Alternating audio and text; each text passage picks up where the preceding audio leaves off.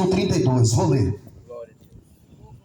E chamando Jesus, os seus discípulos, disse: tenho compaixão dessa gente, porque há 3 dias que permanece comigo e não tenho o que comer.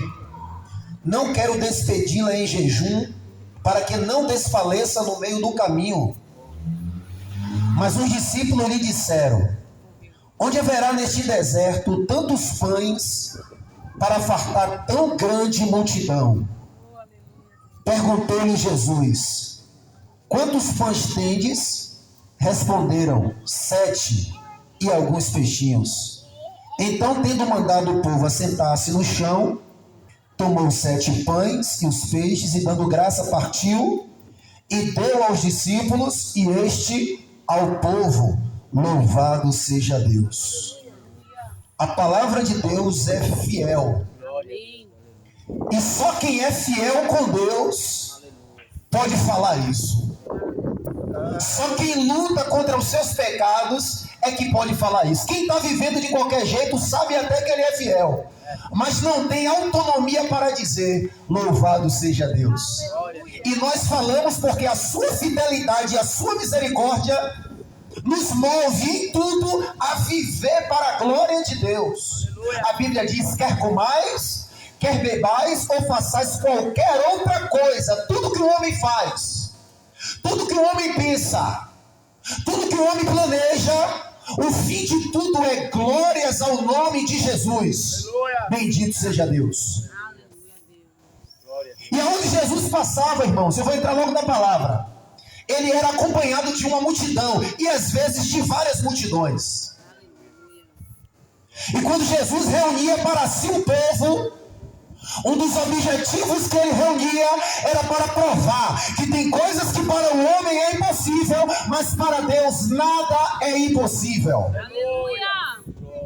Porque ele é o Deus de perto e o Deus de longe. Porque ele é o Deus de ontem e o Deus de hoje. E Jesus, ele faz uma pergunta aos discípulos tão simples, que às vezes a nossa vida também é assim. Algo que parece ser simples, a gente pensa que consegue sozinho, no fim das contas a gente vê que não consegue, porque em tudo nós precisamos de Deus. E Jesus pergunta aos discípulos: aonde acharemos pães para alimentar? Jesus disse ao discípulo: eu tenho misericórdia dessa multidão. E os discípulos perguntam a Jesus: aonde acharemos pães? Porque para ele era impossível. Mas Jesus já sabia o que ele ia fazer. Jesus já sabe o que vai fazer na tua vida. Jesus já sabe o que ele vai planejar para a tua vida. Louvado seja Deus. E aí Jesus, a Bíblia diz que ele ia de lugar em lugar, e as multidões, como sabia quem ele era, as multidões iam atrás. Porque só quem sabe que Jesus é, vai atrás dele. Quem não sabe, vai atrás do ídolo, vai atrás do cantor gospel preferido. Quem não sabe quem Jesus é, vai atrás do cantor de arrocha preferido. Quem não sabe quem Jesus é, vai atrás do cantor evangélico preferido. Mas quem sabe quem ele é, mira nele. E aonde está o meu coração, mostra onde está o meu tesouro. Para onde eu estou me inclinando, mostra se eu conheço a Deus ou se eu não conheço a Deus. E a multidão conhecia quem era Jesus. Por quê? Porque sabia o que ele já havia feito. E às vezes nós esquecemos o que ele já fez na nossa vida e nos deparamos com um momento que para nós é impossível, e esquecemos que do nosso lado está um Deus que opera em milagre impossível por nós. Aleluia. Porque o que define não é o que nós estamos passando, é se Deus está conosco ou não. E tem muitas pessoas que estão desesperadas, sabe por quê? Porque elas não estão enfrentando as suas guerras com Deus do lado. Oh, aleluia. Deus está até próximo, mas dizendo: se ela me convidasse, se ela lembrasse do que eu já fiz. E as multidões estavam lembrando do que Jesus já fez, porque nós lemos a segunda multiplicação de pães e peixe. E estamos diante de um cenário onde os discípulos não lembravam, mas a multidão lembrava. E a multidão ouviu dizer que Jesus desembarcou na Galileia e foi atrás dele. E não foi a procura dos pães, foi a procura dos sinais, dos milagres que demonstrava que ele era o Filho de Deus que havia se manifestado para perdoar pecado e para salvar os que se havia perdido. E a multidão condenada ia atrás dele, porque só ele tem perdão para dar. Só ele tem paz. Zaqueu, como foi dito aqui, Zaqueu como um homem rico, é lógico pensar que um homem rico era cercado de amigos, é ou não é? Mas nenhum dele deu um novo significado à vida de Zaqueu. Mas quando Jesus veio, houve uma purificação na alma de Zaqueu, houve uma transformação na vida de Zaqueu, o perdão entrou na casa de Zaqueu, e Zaqueu sem força do homem, sem Jesus falar do inferno, mas Zaqueu estava com o coração em Deus. Quando ele estava andando errado é porque até aquele momento não sabia. Ele não estava andando errado porque ele amava o pecado. Ele não tinha conhecimento da verdade. Mas quando chegou para ele o conhecimento da verdade, Jesus nem falou do inferno, nem obrigou. Aleluia. Mas aqueles que amam a Deus de verdade, quando chega o conhecimento da palavra de Deus, eles buscam mudança. Eles buscam transformação. E Zaqueu disse: se alguém eu defraudei, eu devolvo. Porque a verdadeira mudança é acompanhada de novas atitudes. O que eu fazia, a Bíblia diz que roubava, não rouba mais. Que mentia, não mente mais. É assim que o homem prova que de fato conhece a Jesus, como Zaqueu. Zaqueu não mudou diante dos governadores. Zaqueu não mudou diante dos outros cobradores de publicano maioral. Zaqueu mudou diante do dono da verdade. Glória a Deus. E aí Jesus desembarca na Galileia, vai atrás dele uma multidão, não interessada em pão e peixe, porque a multidão sabia: buscar primeiro o reino e a sua justiça, e as demais coisas vos serão acrescentadas. E Jesus sondou o coração da multidão e viu que a multidão estava interessada na palavra dele, porque ele falava diferente e com autoridade. Ele falava de Deus como quem via Deus de perto. E isso criava desejo nos ouvintes. Porque ele não falava de religião. Ele não falava de costumes. E quando aquela multidão chega, Jesus não multiplica pão e peixe no primeiro dia.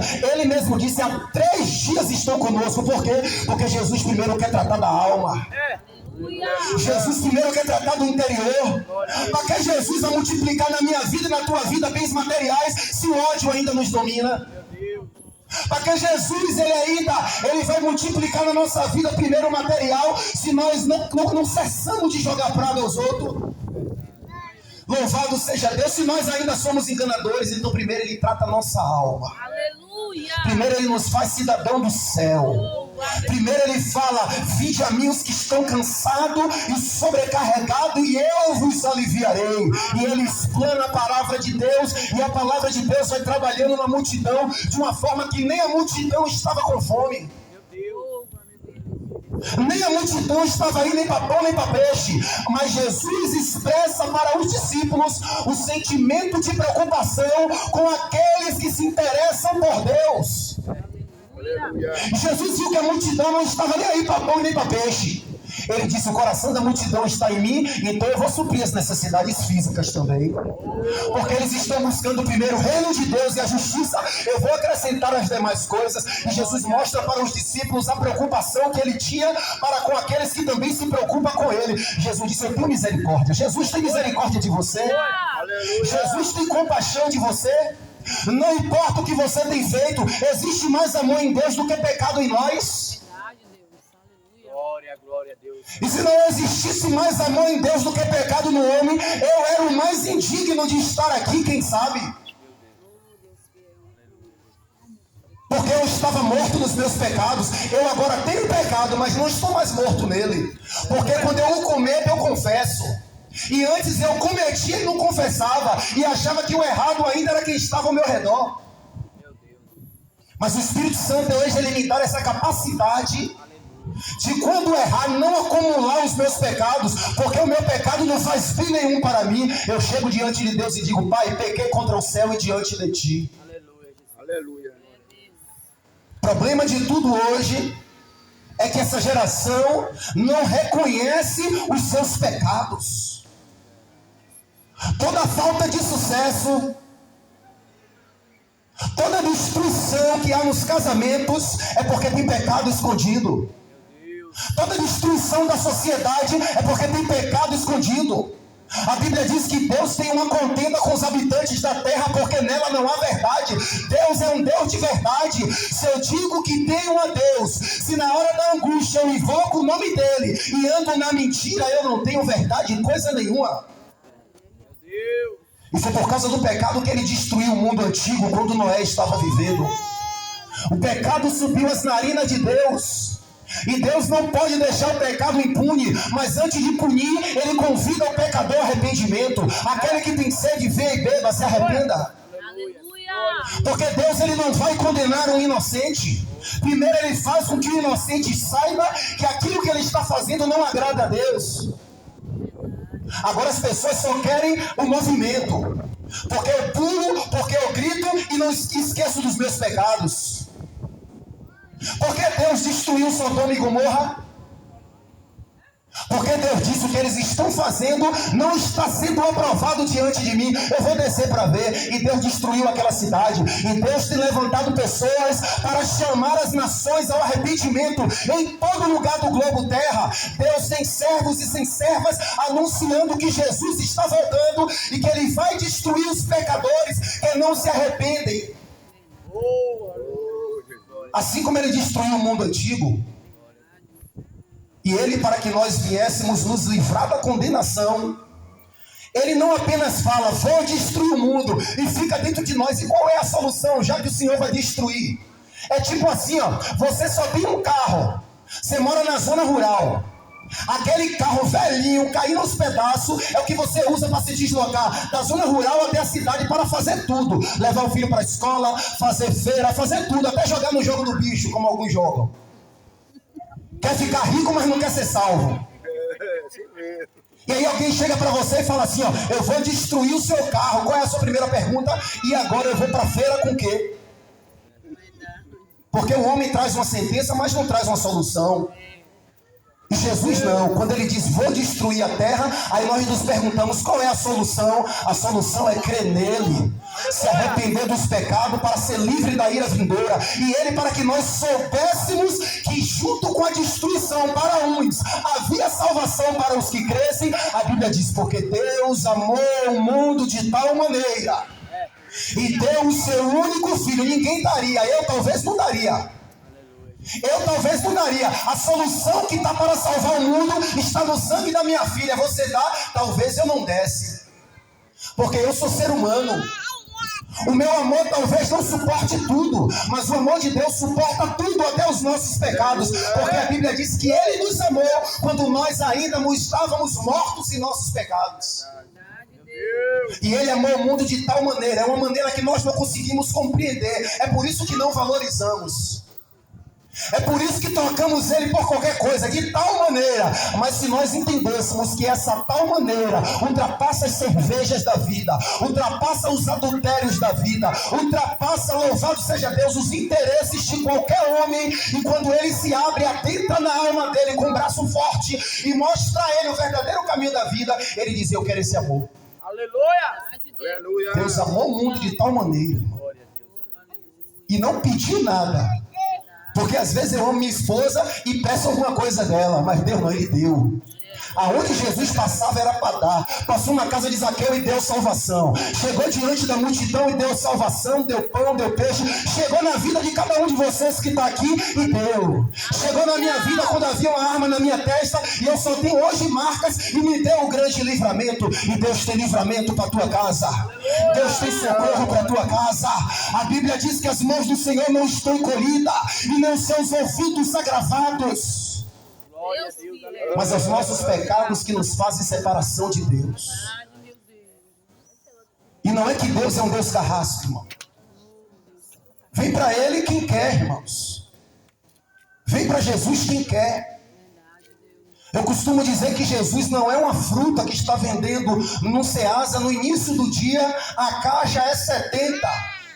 Uma fruta perecível, quando chega 5 da tarde, 4 da tarde, de 70 passa para 40. Por quê? Para quem, até quem não quer, vai dizer assim, poxa, eu não queria, mas está barato, eu vou ficar. Eu não queria mais, eu não estou nem precisando, mas vou aproveitar a oportunidade.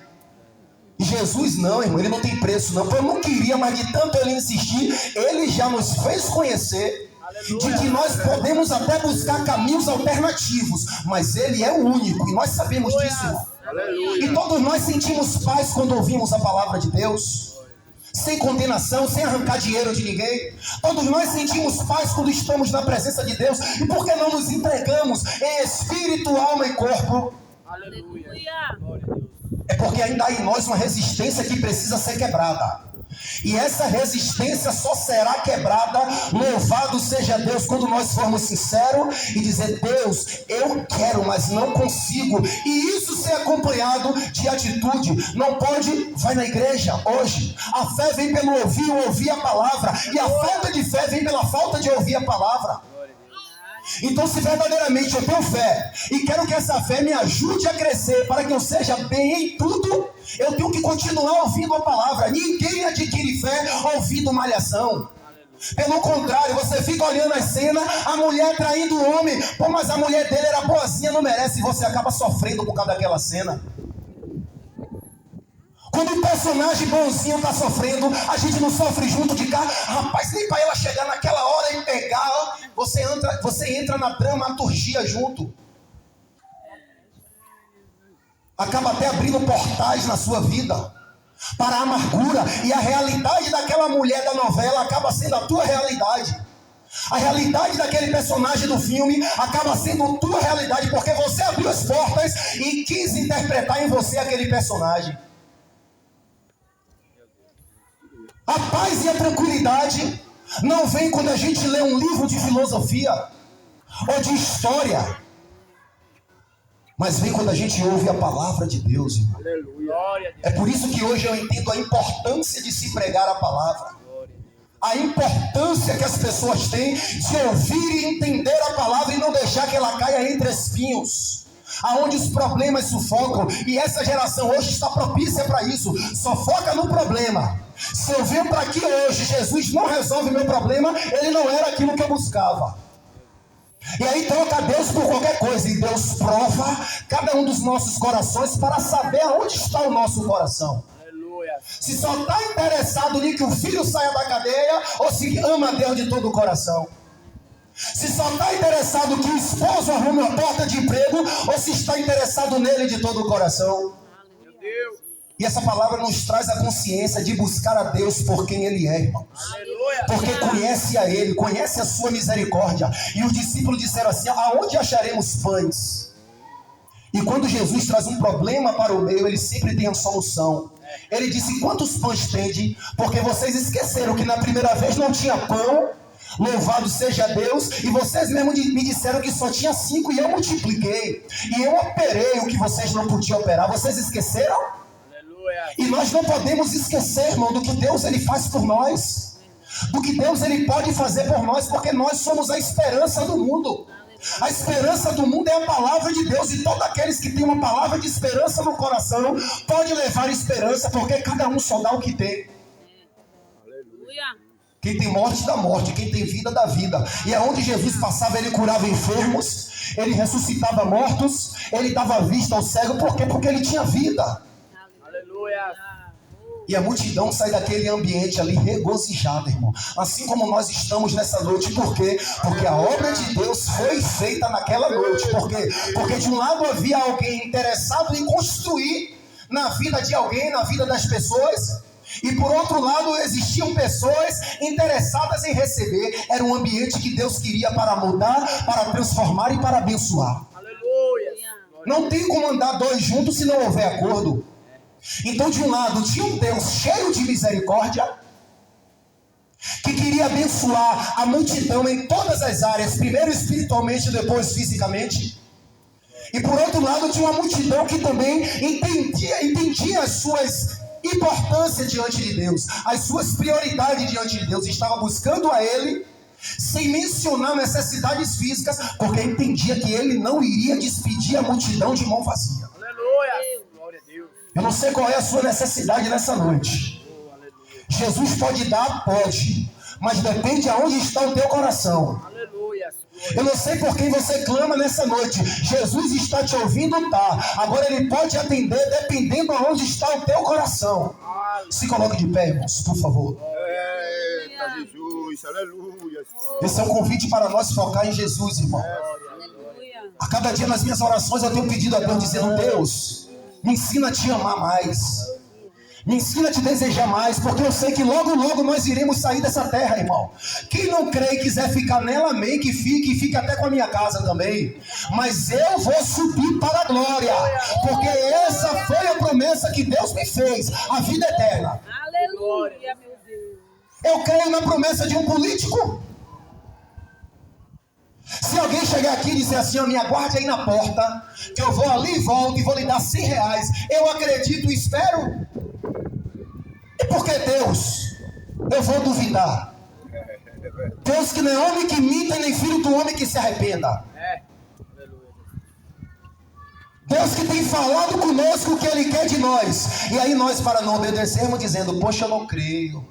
Só porque eu não vejo. Nós cremos em tantas coisas que nós nunca vimos. Quem aqui já viu Platão? Quem aqui já viu Aristóteles? Quem aqui já viu o pai da administração? Ninguém. Todo mundo acredita nele. Todo mundo acredita que Platão existiu. Recita filosofia de Platão. Recita a história de vários homens que já viveram. Agora, só Jesus que eu vou duvidar e não acreditar. Tenha misericórdia de nós, Senhor. Senhor nosso Deus e nosso eterno Pai. Pai de nosso Senhor e Salvador Jesus Cristo. A Tua palavra é fiel na nossa vida, meu Deus. Por isso queremos abrir o coração nessa noite, pedindo que o Senhor faça em nós tudo aquilo que o Senhor determinou para fazer, meu Pai. E que a cada dia nós possamos nos tornar pessoas melhores, não porque a nossa conta está com 6 dígitos, mas porque o nosso coração agora sente a alegria da Tua salvação, como Zaqueu. Deus, estende as Tuas mãos sobre cada um de nós que estamos aqui nessa noite. Estende também as Tuas mãos sobre cada família que aqui se encontra. Meu Deus, eu quero apresentar a esposa do nosso irmão Basílio. Deus, ela que está ali, Senhor, precisando de um toque especial. Eu reconheço que eu não posso tocá-la, mas as Tuas mãos, que é fiel e poderosa, meu Deus, pode repreender todo o mal nesta noite. Nós repreendemos em nome de Jesus. É o nome que está sobre todo nome. Eu apresento, meu Deus, a família do pastor Ivanildo, a sua esposa que está ali, Senhor. É uma situação que o Senhor sabe. Meu Deus, nós queremos repreender o espírito de enfermidade e profetizar em Teu nome a cura, e profetizar em Teu nome, Senhor, o milagre, porque Tu és o Deus que tudo pode. Acaso, meu Deus, há alguma coisa impossível para o Senhor? Eu quero orar pela irmã Neide, a irmã da Tua filha que aqui se encontra presente. Meu Deus, nós sabemos que o Senhor é o que dá a última palavra.